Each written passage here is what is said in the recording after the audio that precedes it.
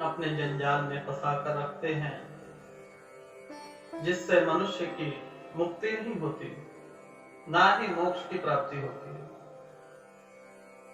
जन्मों जन्मों तक वह इसी संसार में भटकता रहता है। हम इतना ज्यादा प्रेम किसी वस्तु से या प्राणी से कर लेते हैं, जिसकी वजह से ना तो हम आजाद हो पाते हैं और ना वह व्यक्ति। अगर हमारा प्रेम सरल होगा, सरल भाव से होगा, तो जन्मों जन्मों के बंधन से हम मुक्त हो जाएंगे। एक ही जन्म में कई जन्मों का जो ये फेरा है, ये नहीं लगाना पड़ेगा। जब आपको बोध होता है, तब आपके हाथ पैर फूल जाते हैं, तब आप रोते हैं कि हे प्रभु, एक चांस और दे दे। यही होता है ना आपके साथ, कि एक चांस प्रभु और दे दो, जो इस जन्म में नहीं किया वह अगले जन्म में कर लूंगा, थोड़ा टाइम तो दे दो।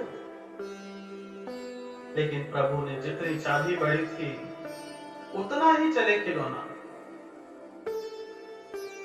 एक गांव में एक व्यक्ति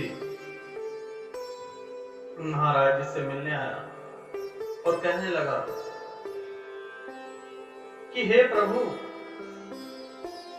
मुझे अपने पुत्र की मृत्यु का बहुत दुख है। हाल ही में उसकी मृत्यु हुई है और मैं बहुत व्याकुल हूं। मुझे तो रात को यूं सपने आते हैं कि मैं आत्महत्या ही कर लूं। मेरा इस जीवन में क्या कार्य है?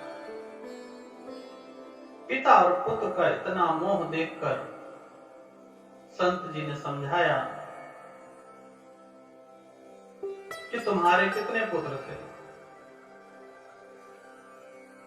उसने कहा, एक। तुम्हारे भाई का? एक। पड़ोसियों का? एक या दो। तो तुम्हें अपने पुत्र के मरने का बहुत दुख है ना? जी महाराज।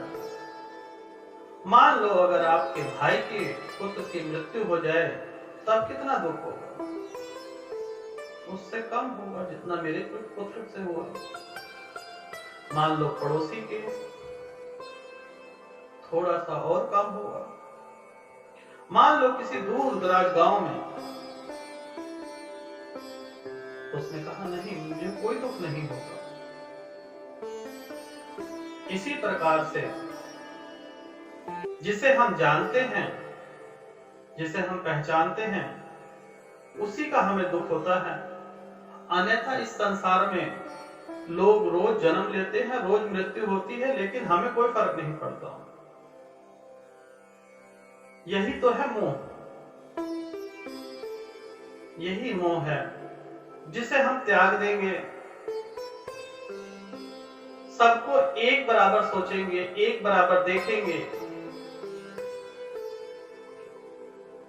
अपने पुत्र में भी वही प्राण थे, भाई के पुत्र में भी वही प्राण थे, पड़ोसी के पुत्र में भी वही प्राण है, और दूर गांव में जो मरा है उसमें भी वही प्राण है। परंतु दुख हमें अपनों का होता है, परायों का नहीं। जिस दिन हम इस बंधन से मुक्त हो जाएंगे और अपने और पराये में भेद भूल जाएंगे, उस दिन यह जीवन हमारे लिए स्वर्ग के समान होगा।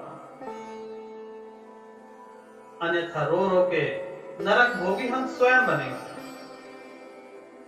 इस कथा के माध्यम से आप लोगों को क्या सीख मिली?